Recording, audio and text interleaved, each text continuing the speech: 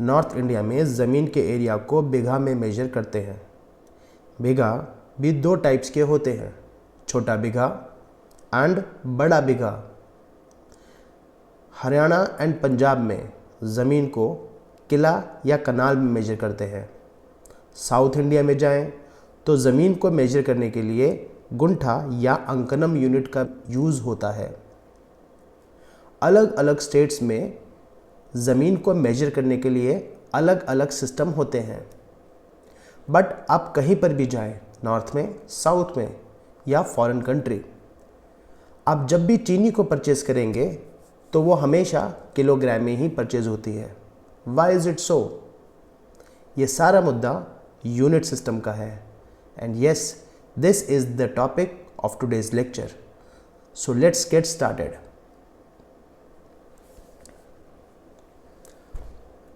हमारे आसपास बहुत सारी क्वांटिटीज़ हैं और इन क्वांटिटीज़ को हम at a very basic level, rudimentary level, दो पार्ट्स में डिवाइड करते हैं।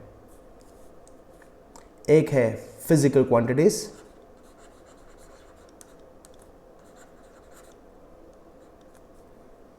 एंड दूसरी है नॉन फिजिकल।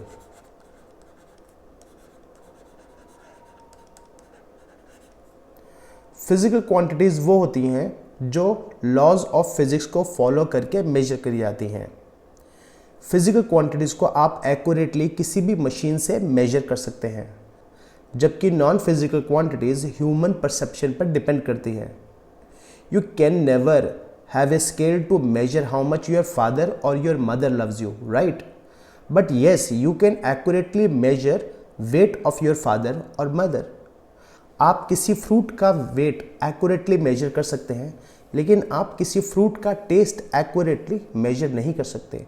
सो जो भी ह्यूमन इमोशंस पर डिपेंडेंट क्वांटिटीज़ हैं, जैसे love, hate, affection, taste, smell, ये सब नॉन फिजिकल क्वांटिटीज़ हैं। इनकी बात हम बिल्कुल नहीं करेंगे। We will discuss only those quantities which can be measured correctly using a scale or using laws of physics. Now, किसी भी physical quantity को measure करना है तो सबसे बड़ा question है how do we measure physical quantities? देखो, किसी भी physical quantity को measure करना है तो जैसे ये आप right side में देखो, मैंने इसको highlight करा है cursor से, physical quantity. Let us represent a physical quantity with Q. Now, to represent this quantity, we have to write two things: magnitude and unit. Example, मेरे पास टाइम इंटरवल एक physical quantity है। अब let us suppose हम इस time interval को 1 year ले रहे हैं। यहाँ पर ईयर तो हो गया यूनिट एंड 1 जो हो गया वो हो गया मैग्नीट्यूड। तो किसी भी फिजिकल क्वांटिटी Q को रिप्रेजेंट करने के लिए एक तो चाहिए N, ये है मैग्नीट्यूड, एंड दूसरा चाहिए U, यूनिट सिस्टम। फर्दरमोर, किसी क्वांटिटी को मल्टीपल तरीके से रिप्रेजेंट किया जा सकता है। जैसे 1 ईयर को हम लिख सकते हैं 12 मंथ्स को लिख सकते हैं 32 वीक, इसको लिख सकते हैं 365 डेज, इसको हम आवर्स में कन्वर्ट कर सकते हैं, इसको मिनट्स में कन्वर्ट कर सकते हैं, इसी को सेकंड में कन्वर्ट कर सकते हैं। सेम क्वांटिटी को हमने 1, 2, 3, 4 अलग अलग तरीके से लिख दिया। हर अलग यूनिट के साथ में मैग्नीट्यूड बदल जाता है। इसीलिए हम बोल सकते हैं किसी भी क्वांटिटी को रिप्रेजेंट करना है, जिसको मैं अब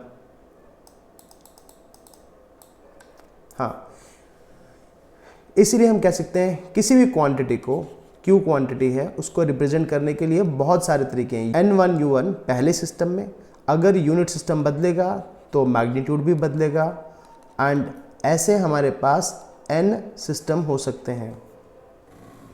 क्वांटिटी सेम रहेगी। अगर आप ध्यान दो, जैसे जैसे यूनिट सिस्टम हमने चेंज किया है, ईयर और मंथ दोनों में से कौन बड़ा है? ईयर बड़ा है। मंथ छोटा है, मंथ छोटा है तो मैग्नीट्यूड बढ़ गया, मंथ से वीक और छोटा हुआ तो मैग्नीट्यूड और बढ़ गया। इसका मतलब जब यूनिट बढ़ता है, सॉरी, इसका मतलब जब यूनिट घटता है तो मैग्नीट्यूड बढ़ता है। हम बोलेंगे ये क्वांटिटी तो कांस्टेंट है, मतलब n इंटू यू तो कांस्टेंट होगा, फिजिकल क्वांटिटी थोड़ी ना चेंज होगी। तो इसका मतलब n will be inversely proportional to u। जितना बड़ा यूनिट उतना छोटा n। तो अगर आप यूनिट बड़ा लोगे तो मैग्नीट्यूड की वैल्यू छोटी होगी। ना जितनी भी फिजिकल क्वांटिटीज़ हैं हम उसको और भी तरीके से डिवाइड कर सकते हैं, जैसे कि मैंने यहाँ पर शो कर रखा है। जैसे कि नोट्स में आप देख सकते हैं, एक है रेशो, दूसरा है स्केलर, तीसरा है वेक्टर, फिर है टेंसर। फर्स्ट रेशो, देखो एग्जाम्पल से समझाता हूँ। रिफ्रैक्टिव इंडेक्स पढ़ा था 10th में, क्या होता है? Velocity of light in medium 1 divided by velocity of light in medium 2। तो अगर मैं इसका यूनिट लिखूं मीटर पर सेकेंड, वेलोसिटी का यूनिट यही तो होता है, डिवाइडेड बाय मीटर पर सेकेंड कैंसिल होके यूनिट लेस क्वांटिटी बना। सिमिलरली मैं लेता हूँ रिलेटिव डेंसिटी, ये होती है density of medium divided by density of water at 4 degree Celsius. Density का यूनिट जानते हो आप, ये होता है मास पर यूनिट वॉल्यूम, ये होता है मास पर यूनिट वॉल्यूम, मतलब KG per metre cube divided by KG per metre cube. Again cancel हुआ, बन गया यूनिट लेस। एंगल की बात करें, एंगल होता है आर्क लेंथ, मैथ्स में पढ़ा होगा, आर्क लेंथ अपॉन रेडियस। तो आर्क लेंथ मीटर या सेंटीमीटर में मेजर होती है, रेडियस मीटर, मीटर से metre cancel, unit less. No, यहां पर थोड़ा सा ट्विस्ट है, ऐसा नहीं होगा, ये एक एक्सेप्शन है। Note, only angle is a ratio which has a unit। और यूनिट क्या होता है? या डिग्री या रेडियन, इन दोनों में से कोई भी यूनिट होता है, बाकी सब रेशो के यूनिट नहीं होते। बात करते हैं स्केलर क्वांटिटी की। नेक्स्ट सेकंड आया स्केलर। स्केलर सिर्फ मैग्नीट्यूड पे डिपेंड करता है, डायरेक्शन पर डिपेंड नहीं करता। वेक्टर, वेक्टर का एक सर्टेन मैग्नीट्यूड होता है,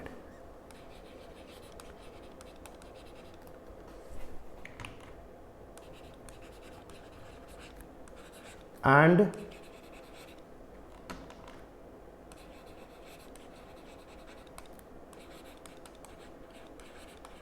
एक सर्टेन डायरेक्शन होती है। फोर्थ,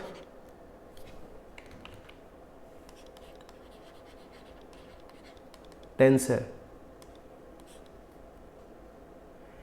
टेंसर में different magnitude in different direction, मतलब इसकी मोर देन 2 डायरेक्शन होगी तो मोर देन 2 मैग्नीट्यूड भी होंगे। इसका एग्जाम्पल इनर्शिया है, और ये जब टर्म हम समझेंगे तब मैं इसको और इलैबोरेट करूंगा। फ़िलहाल आपको ये बस समझना था, इस पे बहुत ज़्यादा स्ट्रेस देने की ज़रूरत नहीं है। नाउ जितनी भी फिजिकल क्वांटिटीज़ थी इनको हम फर्दर 2 पार्ट्स में डिवाइड करते हैं। एक हो गई फंडामेंटल एंड अदर टाइप की है डेराइव्ड क्वांटिटीज़। फंडामेंटल क्वांटिटीज़ वो होती हैं out of all the quantities which are surrounding us, हमने ये पाया कि इन सब में से कुछ ही ऐसी क्वांटिटीज़ हैं जो दूसरी क्वांटिटीज़ पर डिपेंड नहीं करती।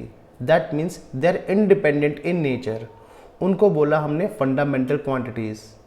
वेयर एज डेराइव्ड क्वांटिटीज़ वो होती हैं जो 2 या 2 से ज़्यादा फंडामेंटल क्वांटिटीज़ पर डिपेंड करती हैं। एग्जाम्पल, मास हम डायरेक्टली मेजर कर सकते हैं, लेकिन फोर्स जो है वो मास एंड एक्सेलरेशन दोनों पर डिपेंड करती है। टाइम किसी पर डिपेंड नहीं करता, टाइम को डायरेक्टली मेजर कर सकते हो, लेकिन स्पीड जो है उसको मेजर करना है तो आपको डिस्टेंस भी मेजर करना पड़ेगा और कितने डिस्टेंस में कितने टाइम में कितना डिस्टेंस चला है, ये मतलब टाइम भी मेजर करना पड़ेगा। तो जो भी क्वांटिटीज़ हैं जो फंडामेंटल क्वांटिटीज़ पे डिपेंड करती हैं उन सब को आप बोलोगे डेराइव्ड क्वांटिटी हैं। और फंडामेंटल क्वांटिटी ऐसे टेम्परेचर, ये भी किसी पे डिपेंड नहीं करता है, लेंथ किसी पे डिपेंड नहीं करती है। तो ऐसी टोटल कितनी है, ये 7 है। 7 फंडामेंटल क्वांटिटीज़ हैं जिसको हम आगे भी एलैबोरेट करेंगे। Now let us understand what is unit system. देखो बच्चों, 200 साल पहले तो कुछ ऑर्गेनाइज सिस्टम था ही नहीं। जैसे मैंने अभी शुरुआत में एग्जांपल दिया था कि अलग अलग स्टेट में ज़मीन के एरिया को मेजर करना है तो अलग अलग यूनिट यूज़ होता है। ये शो करता है कि सिस्टम कभी ऑर्गेनाइज था ही नहीं। रियलिटी में बहुत सारे अलग अलग सिस्टम्स थे। अब उन अनेकों सिस्टम में से we have selected few systems depending upon level of their usage. About 200 years back, there were only 2 countries which dominantly controlled the entire globe. One was France and other was Britain.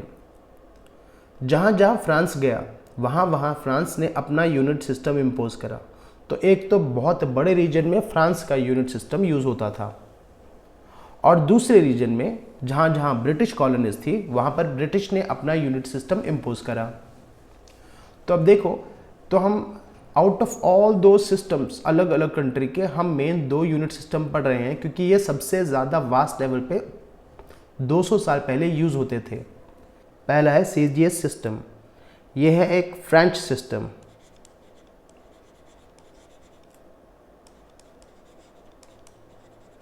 और इसको Gaussian system भी बोलते हैं।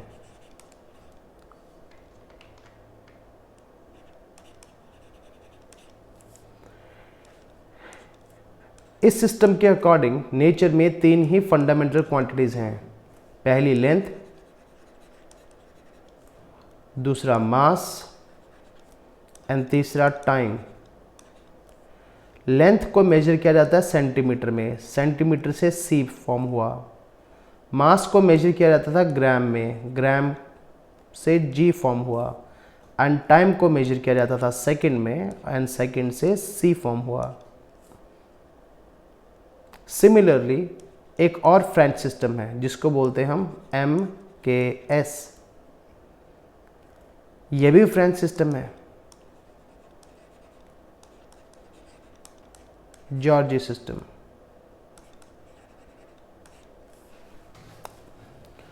And इसमें M मतलब metre, K मतलब kilogram and S मतलब time मतलब सेकेंड्स। इस सिस्टम में भी 3 ही फंडामेंटल क्वांटिटीज़ हैं। पहली लेंथ है, दूसरा मास है, तीसरा टाइम है। एक और यूनिट सिस्टम है FPS,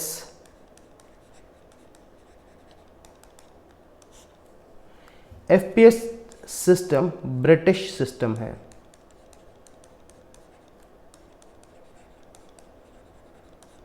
इसमें भी तीन ही फंडामेंटल क्वांटिटीज हैं। पहली है लेंथ, दूसरा मास, तीसरा टाइम। और इस सिस्टम में मास को मेजर किया जाता है पाउंड में और टाइम को मेजर किया जाता है सेकंड में। फुट से F आया, पाउंड से P आया, सेकंड से S आया, तो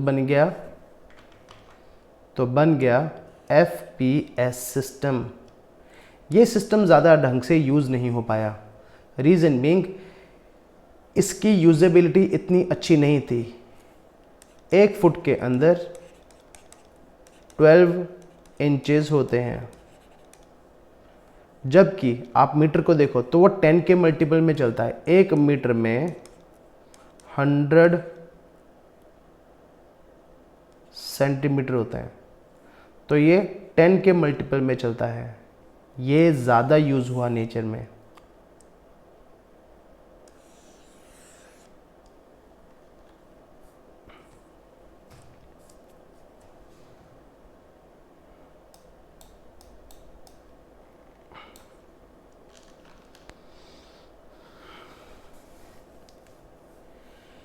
धीरे धीरे FPS सिस्टम डिस्कार्ड कर दिया गया, क्योंकि ये ज़्यादा यूज़र फ्रेंडली नहीं था। इसमें कैलकुलेशंस ज़्यादा डेसिमल में जाती थी। 1 kg और 1 पाउंड में प्रॉपर कोई रिलेशन है भी नहीं। 1 pound is approximately 400 grams.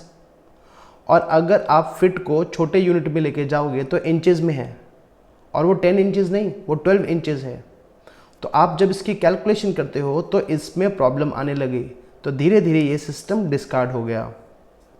Before second world war her country को रिच होने के लिए एक ही तरीका पता था, दूसरी कंट्री से लड़ाई करो और उसके रिसोर्स पर कब्जा कर लो।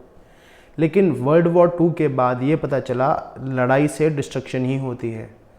तो rather than using war as a tool to increase your wealth, लोगों ने सोचा कि why not we do business.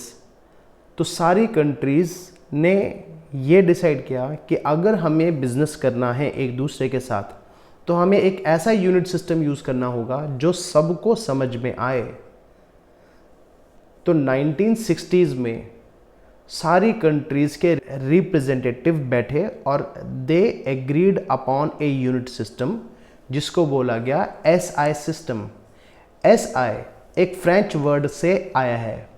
SI का एब्रीविएशन है ले सिस्टमे international they units.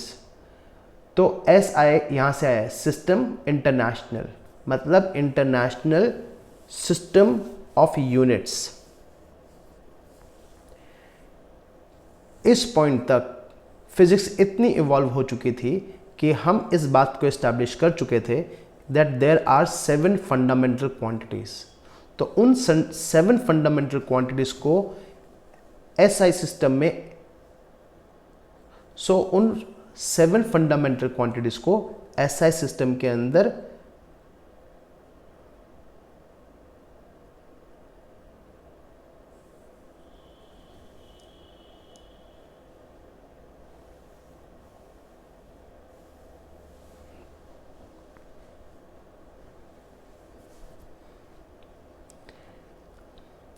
In SI system there are 7 fundamental quantities, और इन सब के यूनिट्स यहाँ पर लिखे हुए हैं। लेंथ का SI यूनिट मीटर है, इसको m से रिप्रेजेंट करते हैं, इसका सिंबल m है, जबकि डायमेंशनल L है। मास को मेजरमेंट kg है, और इसको रिप्रेजेंट इसका डायमेंशनल सिंबल L है।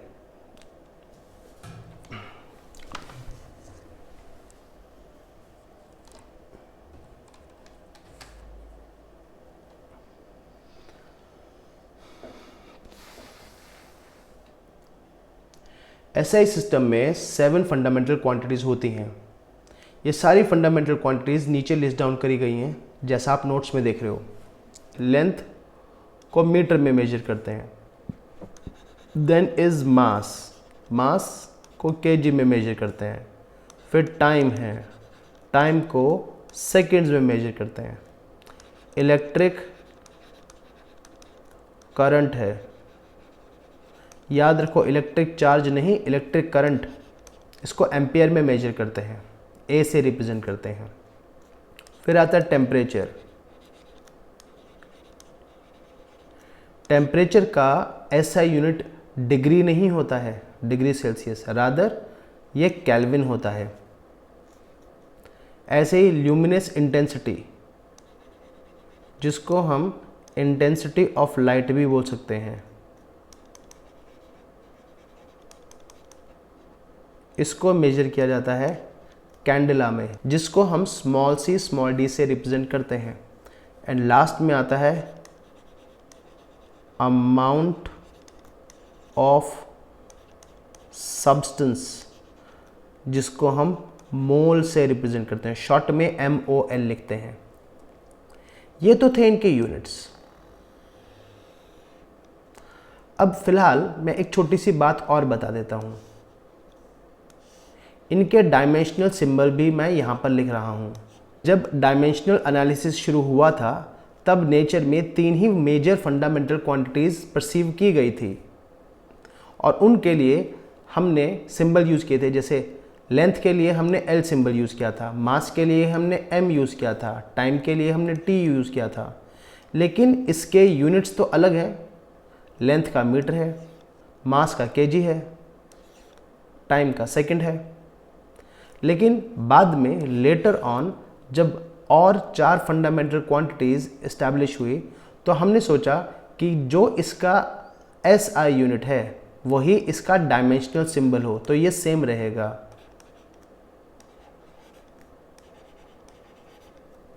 तो सिर्फ 3 फंडामेंटल, पहली 3 फंडामेंटल क्वांटिटी छोड़ दें तो बची हुई जो 4 फंडामेंटल क्वांटिटी हैं उनके डायमेंशनल सिंबल और SI यूनिट्स सेम होते हैं। टू ऐड, इन फंडामेंटल क्वांटिटीज़ के साथ में हमारे पास 2 सप्लीमेंट्री फंडामेंटल क्वांटिटीज़ भी होती हैं। एक है प्लेनर एंगल। प्लेन एंगल ये क्या होता है? किसी लाइन को जब आप एंटी क्लॉकवाइज ऐसे उठाते हो तो ये एक एंगल डिस्क्राइब करती है। ऐसे सिस्टम में एंगल को हमेशा रेडियन में मेजर किया जाएगा और इसको शॉर्ट में लिखते हैं RAD। फिर होता सॉलिड एंगल।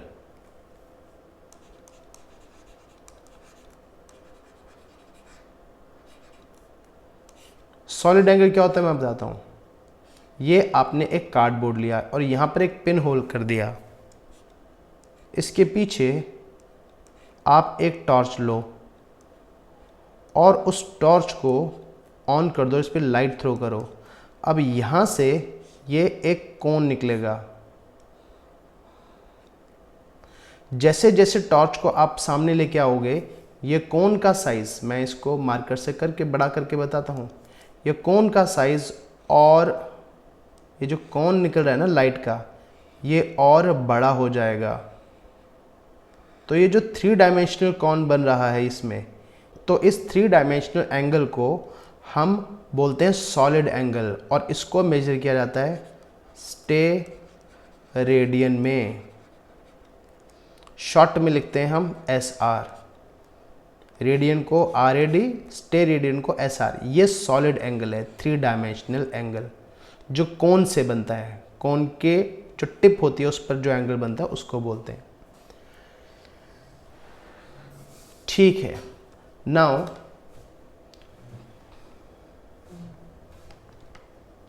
नेक्स्ट 1.4।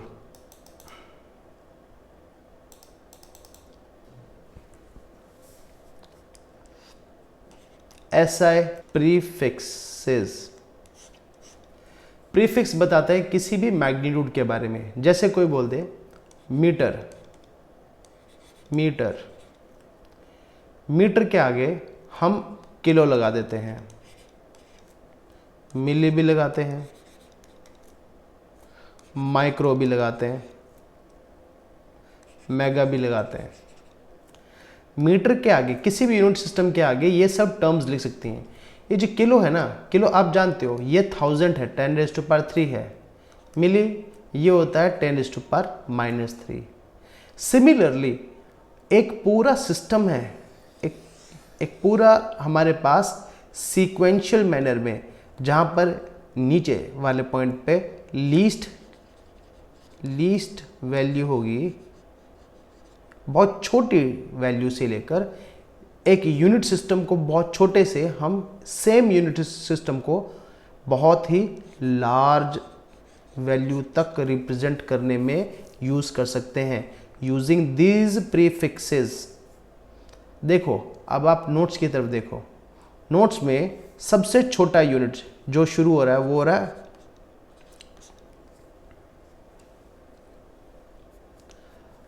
एटो से, माइक्रो 10⁻⁻6 मिली, अभी बताया milli 10⁻⁻3, centi 10⁻⁻1, deci I am sorry इधर -2 होना चाहिए था, ये वाली टर्म है ना सेंटी, सेंटी जो है उसमें ऑर्डर 10⁻⁻2 होना चाहिए, एक छोटी सी मिस्टेक है, आप इसको करेक्ट कर लेना। Deci 10⁻⁻1, deca 10⁻1, hecto 10⁻2, kilo 10⁻3, mega 10⁻6, giga 10⁻9। आपने सुना हुआ है kilobyte, megabyte, gigabyte, terabyte 10⁻12, peta 10⁻15 and exa 10⁻18। इन सब के सिंबल ये रहे। देखो ये माइक्रो का है, ये मिली का है, ये किलो का है, मेगा का है, गीगा का है, टेरा का है, इनसे तो हम फैमिलियर हैं। चलो ये तो था प्रीफिक्स। किसी भी यूनिट के आगे ये प्रीफिक्स लग जाएगा तो वो यूनिट को हम छोटा भी कर सकते हैं, हम यूनिट को बड़ा भी कर सकते हैं। आगे बढ़ते हैं। Now let us deal with some practical units. हाँ बेटा, जो हम डे टू डे लाइफ में जिन यूनिट्स के साथ डील करते हैं, सबसे पहला आ रहा है 1 फर्मी। 1 फर्मी होता है 10⁻⁻15 मीटर। ये है order of size of nucleus. जब भी न्यूक्लियस को मेजर करेंगे तो हम यूज करते हैं ये वाला unit system, Fermi. 1 Fermi, 2 Fermi, इसको फेम्टो भी बोलते हैं, फर्मी भी बोलते हैं, फेम्टो भी बोलते हैं। तो जहां पर भी आपको दिखा फर्मी या FM, 1 FM मतलब 1 फर्मी मीटर, फर्मी मतलब 10⁻⁻15। अब दूसरे के होल्ड करते हैं, अब तीसरे पे पहुंच जाते हैं, क्योंकि न्यूक्लियस की बात की है तो एटम की भी बात करनी पड़ेगी। न्यूक्लियस तो एटम के अंदर होता है, मतलब एटम का साइज बड़ा होगा। तो अगर एटम को मेजर करना है, एटम, तो इसका ऑर्डर क्या होगा? एटम को मेजर करने के लिए हम यूज़ करते हैं एंगस्ट्रॉम, जिसको रिप्रेजेंट करते हैं ऐसे।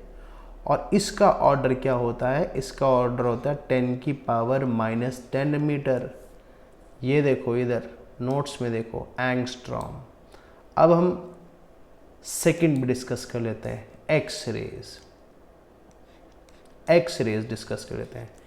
एक्स रेज को मेजर करना है तो इसका ऑर्डर होता है 10⁻⁻13 मीटर।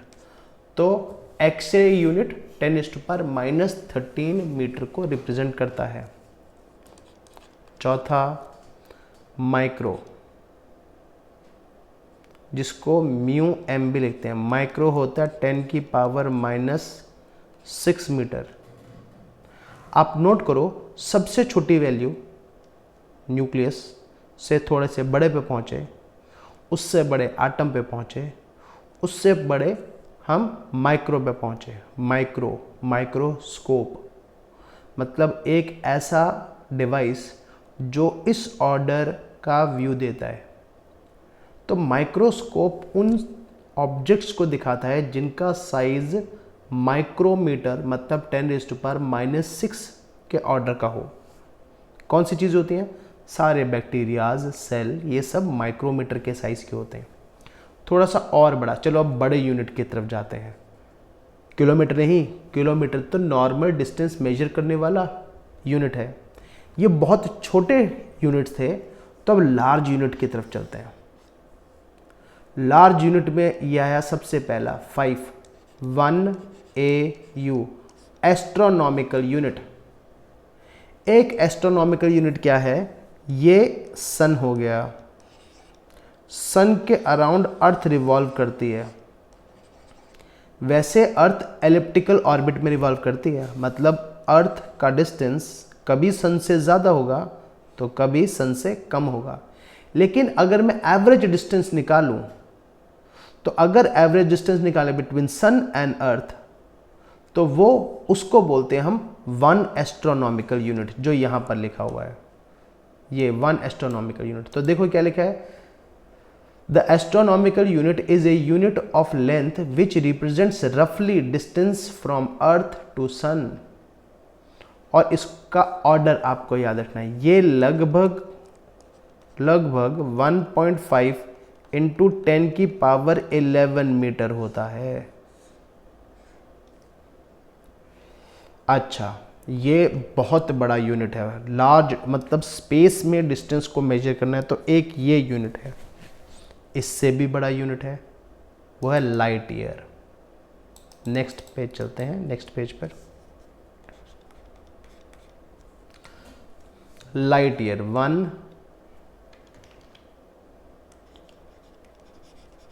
Light year.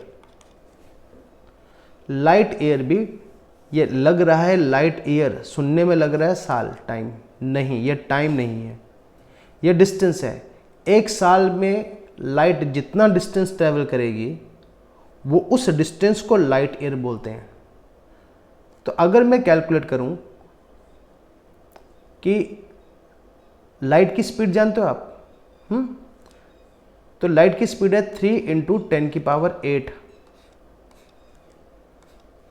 और एक साल में 365 डेज में कितने, 365 डेज में कितने सेकंड्स होते हैं? 24 आवर्स होते हैं। 24 आवर्स में 3600 सेकंड्स होते हैं। तो मतलब एक साल में लाइट इतने सेकंड्स चलेगी, है ना। जब सॉल्व करते हैं तो इसकी वैल्यू आती है 9.46 इंटू 10 की पावर 15। तो ये है 1 लाइट ईयर। आपको यहाँ पर याद कुछ नहीं करना है, यहाँ पर जस्ट आप ये बात समझ रहे हैं कि लाइट ईयर सुनने में लग रहा है ईयर, टाइम, आंसर टाइम नहीं है, ये स्पेस में मेजर किए जाने वाले डिस्टेंस की वैल्यू है। और ये एस्ट्रोनॉमिकल यूनिट से एक बड़ा यूनिट है 1 लाइट ईयर। तो जब भी एक स्टार से दूसरे स्टार के बीच का डिस्टेंस मेजर करते हैं, या अर्थ से किसी और स्टार का डिस्टेंस मेजर करना है, तो वो किलोमीटर में नहीं, लाइट ईयर्स में मेजर होगा। And at last, the largest distance of all is 1 parsec। अब ये थोड़ा सा टेक्निकल है। आप इसकी YouTube पे पार्सेक की वीडियो देख लेना, जिसमें सिर्फ एक पार्सेक को एलाबोरेट किया गया हो। मैं अभी बस ये बोल रहा हूँ, ये जो यूनिट है ये लाइट ईयर से भी बड़ा है, अप्रॉक्सीमेटली 3 इंटू 10⁻16 मीटर। ये दुनिया का सबसे बड़ा लेंथ को मेजर करने वाला यूनिट है। तो largest unit is parsec practical unit and smallest practical unit is 1 Fermi. Now mass का प्रैक्टिकल यूनिट भी डिस्कस कर लेते हैं।